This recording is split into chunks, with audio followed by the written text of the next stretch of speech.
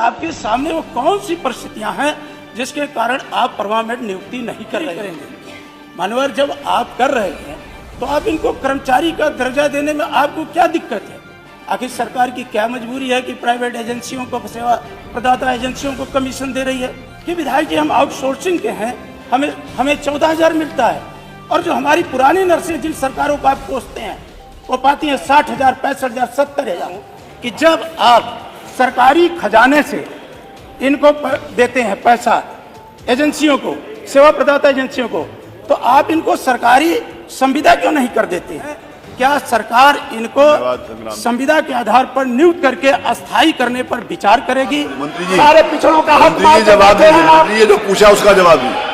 कहीं का नहीं छोड़ा आपने। अरे हमसे बात करिए माननीय मंत्री जी। नहीं छोड़ा। अरे मंत्री जी मैं इधर बैठा हूं, उधर नहीं हूं। हाँ इधर।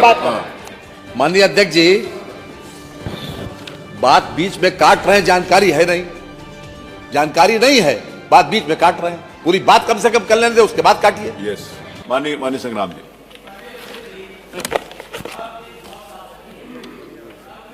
महत्वपूर्ण प्रश्न पर हमें अनुपूरक करने का अवसर दिया।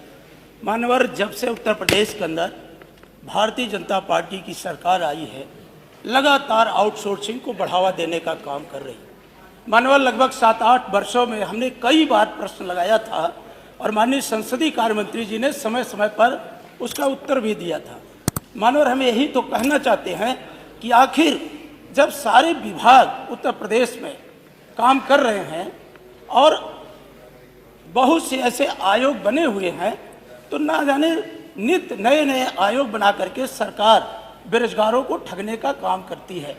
मानवर जहाँ तक आउटसोर्सिंग है, बाबा साहब ने जब संविधान सभा में कहा था कि भारत के अंदर एक बेहतर संविधान है, लेकिन ये सरकार की नीयत पर निर्भर करता है। यदि सरकार की नीयत अच्छी है तो अगर संविधान में कुछ प्रावधान नहीं प्रभावी होंगे तो भी सरकार की नीयत अच्छी होगी तो सरकार बेहतर काम करेगी। मानवर यही तो हम सरकार से जानना चाहते हैं, आखिर आपके सामने वो कौन सी परिस्थितियां हैं जिसके कारण आप परमानेंट नियुक्ति नहीं कर रहे हैं? आपके पास आयोग हैं, बेसिक शिक्षा आयोग, माध्यमिक शिक्षा, उच्च शिक्षा आयोग, लोक सेवा आयोग, अधीनस्थ सेवा आयोग। तो हमने कहा था कि आउटसोर्सिंग, हमें खुशी है कि हमारी बातों को सरकार ने कुछ बातों को संज्ञान में लिया है। कल माननीय मुख्यमंत्री जी ने बजट के बाद जो प्रेस कॉन्फ्रेंस किया था तो उन्होंने कहा था कि नहीं, हम आउटसोर्सिंग के लोगों को 16,000 से लेकर 20,000 तक वेतन देने का, और उन्होंने कहा एक कारपोरेशन भी बनाएंगे। तो मानवर आप कारपोरेशन क्यों बना रहे हैं? यही तो हमारी शिकायत है। इस समय उत्तर प्रदेश में 9 लाख से ज्यादा आउटसोर्सिंग कर्मचारी हैं। ये नगर विकास मंत्री जी, ऊर्जा मंत्री जी बैठे हैं, इतने योग्य विद्वान आदमी के रहते मानवर सबसे ज्यादा 96,486 तो आपके ऊर्जा विभाग में आउटसोर्सिंग है। नगर विकास में मानवर 1,70,143 ये आपके नगर विकास में है। तो क्या आप इसमें हमारे पिछड़े और दलितों को आरक्षण देने की आपकी व्यवस्था है? आपने जब प्रश्न आपसे हम खड़ा करते हैं तो आज मुख्यमंत्री जी ने कल स्वीकार किया कि अब हम जन आरोग्य, मुख्यमंत्री जन आरोग्य के माध्यम से 5 लाख तक हम इनको इलाज फ्री करेंगे। मानवर जब आप कर रहे हैं तो आप इनको कर्मचारी का दर्जा देने में आपको क्या दिक्कत है? फिर आप एजेंसियों को कमीशन दे रहे हैं। फिर इन्होंने कहा नहीं, हम कारपोरेशन में इन एजेंसियां नामित होंगी, इनकी निंदा, अब सरकार उनको कमीशन देगी। आखिर सरकार की क्या मजबूरी है कि प्राइवेट एजेंसियों को, सेवा प्रदाता एजेंसियों को कमीशन दे रही है?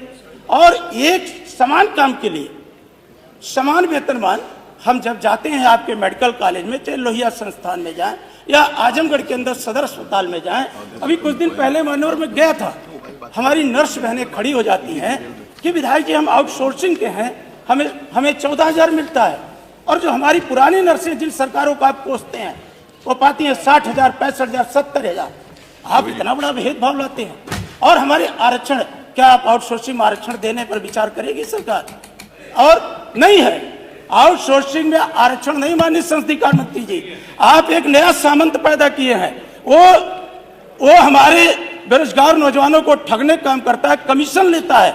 और मैंने खुद जो आपकी आउटसोर्सिंग एजेंसी काम कर रही है, हर दूसरे तीसरे महीने उन्हें बाहर कर देती है, 3-3 महीने तक उनको वेतन नहीं देती है, तो आप लगातार उत्तर प्रदेश के बेरोजगार नौजवान नवयुवतियों के साथ आपका दोहरा व्यवहार है। आप समाजवादियों को कहते हैं कि समाजवादियों का चरित्र दोहरा है, सबसे ज्यादा तो भारतीय जनता पार्टी की सरकार का दोहरा चरित्र है कि आप समान काम के लिए समान वेतन की व्यवस्था नहीं कर रहे हैं, परमानेंट नियुक्ति भी नहीं दे रहे हैं। आप जब इतना बार हमने इस बात को उठाया तो कल माननीय मुख्यमंत्री जी ने स्वीकार करके माननीय मुख्यमंत्री जी ने वो एक आयोग गठित करने का बात कही है। और माननीय मुख्यमंत्री जी ने मान्यवर कहा कि हम सेवा प्रदाता एजेंसियां अपना पंजीकरण कराना होगा, प्राथमिक सीधे उनके खाते में जाएगी। चलिए, मैं आपका स्वागत करता हूं कि आपने व्यवस्था दिया। विभागों में विभाग कर्मचारियों को भेजेंगे, कितनी आवश्यकता है। आउटसोर्सिंग एजेंसियां, माननीय संसदीय कार्य मंत्री जी, मैं आपसे एक सीधा बात प्रश्न करता हूं कि जब आप सरकारी खजाने से इनको देते हैं पैसा एजेंसियों को, सेवा प्रदाता एजेंसियों को, तो आप इनको सरकारी संविदा क्यों नहीं कर देते हैं? क्या ऊर्जा विभाग, आपका स्वास्थ्य विभाग, पंचायती राज, 9 लाख से ज्यादा आज आउटसोर्सिंग कर्मचारी हैं। क्या सरकार इनको संविदा के आधार पर नियुक्त करके अस्थायी करने पर विचार करेगी? क्या जो हमें संवैधानिक व्यवस्था के तहत आरक्षण मिला है, क्या आउटसोर्सिंग एजेंसियों के माध्यम से आरक्षण व्यवस्था का पालन करवाएगी सरकार? मेरा है सीधा आपसे।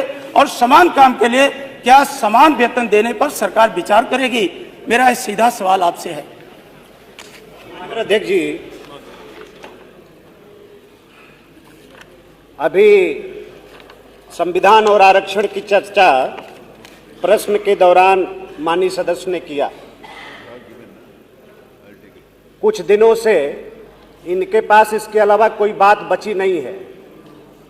अभी उपचुनाव के परिणाम आए हैं, जनता ने बता दिया है कि इनके पीडीए और इनको जो आरक्षण पर जनता को गुमराह करते हैं, या आरक्षण की चोरी करने वाले महाराज। आरक्षण के जितने बड़े इस देश के अंदर इनकी सरकार में आरक्षण की चोरी हुई है, और अति पिछड़ों के साथ, दलितों के साथ इन लोगों ने जो व्यवहार किया है, माननीय आपको मैं जवाब दूंगा, आपकी एक बात का जवाब दूंगा, आपकी जो पूछा उसका उत्तर ना आप इतने लंबा भाषण कर रहे हैं, आप इतना लंबा भाषण कर रहे हैं, आप इतना लंबा भाषण कर रहे हैं, आप इतना लंबा भाषण कर रहे हैं। अरे जवाब मंत्री जी, सारे पिछड़ों का हक मंत्री जी जवाब दीजिए। मंत्री जी जो पूछा उसका जवाब दीजिए। कहीं का नहीं छोड़ा आप। अरे हमसे बात करिए माननीय मंत्री जी। नहीं छोड़ा। अरे मंत्री जी मैं इधर बैठा हूँ, उधर नहीं हूँ। हाँ इधर, इधर जो भी उधर नहीं, इधर। ये कारपोरेशन, मैंने बोला ये कारपोरेशन की बात कर रहे हैं मानव। आप बिठा दीजिए, मैं जवाब दूं। बैठा। अरे उत्तर आ रहा है ना, बैठाइए। अरे आप मजबूरी क्या है कि ये प्राइवेट? अरे बताने तो दो, आप बताने। अरे मंत्री जी खड़े हैं, एक मंत्री जी बेनकाब करेंगे। मेरे से बात करिए माननीय मंत्री जी। जो भी बात है मुझे संबोधित करके बात करिए, और आप भी।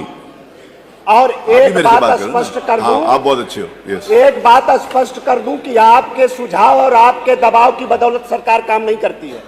अगर ये भ्रम हो तो सुझाव अच्छा हो तो करने चाहिए। आप भ्रम को निकाल दो, आपके दबाव से नहीं काम करेगी सरकार। फिर आप वही बात कर रहे हैं सरकार पूरी तरीके फिर आप वहीं से बात कर रहे हैं, ये गलत बात है मंत्री जी। ना मंत्री जी ऐसे आप, मैंने आपको 2 बार निवेदन किया कि आप मुझसे बात करिए, फिर आप उधर बात कर रहे हैं। सुझाव आप उनका सुझाव ले सकते हैं, आप ये नहीं कह सकते आपको सुझाव पर बात नहीं। सुझाव देने के लिए वो बैठे। माननीय अध्यक्ष जी, जिस कारपोरेशन सुझाव दे सकते हैं आप करना ना करना आपका काम है। आप बोलो आपके माननीय अध्यक्ष जी, तो अच्छा सुझाव होगा तो करेंगे। माननीय अध्यक्ष जी, जो व्यवस्था है माननीय सदस्य तो बहुत पुराने हैं और उनको ये मालूम होना चाहिए कि आउटसोर्सिंग पर आरक्षण है। बात ये पंकज मलिक आप पीछे से कुछ कर रहे हो, उकसा रहे हो। माननीय अध्यक्ष जी, बात बीच में काट रहे हैं, जानकारी है नहीं, जानकारी नहीं है, बात बीच में काट रहे हैं। पूरी बात कम से कम कर लेने दे, उसके बाद काटिए। यस। अरे सुनो ना, देखिए नहीं, सवाल ये है कि बीच में जब जब मालूम जानकारी हो तो हम खुद बैठ जाएंगे, अगर जानकारी बेहतर हो तो खुद बैठ जाएंगे। देखिए अरे सुनो माननीय ना, अध्यक्ष जी, गलत बात। फहीम इरफान नहीं, माननीय अध्यक्ष जी, मैन पावर पर आरक्षण है, वर्क पे नहीं है। अगर कोई पर्टिकुलर किसी विभाग में 50 लोगों का कोई ये मांगता है कि हमें 50 लोग चाहिए, तो उसमें बाकायदा 21% SC, 2% ST और 27% OBC आरक्षण है। आपको जानकारी आउटसोर्सिंग पे है, आपको जानकारी नहीं, हम क्या करें? सवाल ये है तो ये जानकारी क्यों कह रहे हैं ऐसा? क्या हाउस में बोल रहे हैं? आप जिम्मेदार आदमी हैं, मैं भेजे दे रहा हूं आपको शासनादेश। दूसरी बात, वर्क पे नहीं है। अगर कोई पर्टिकुलर कहेगा हमें सफाई वाला व्यक्ति चाहिए, हमें कोई बढ़ई चाहिए, या हमें कोई किसी प्रकार का अगर वर्क असाइन करके भेजेगा, उस पर आरक्षण नहीं है।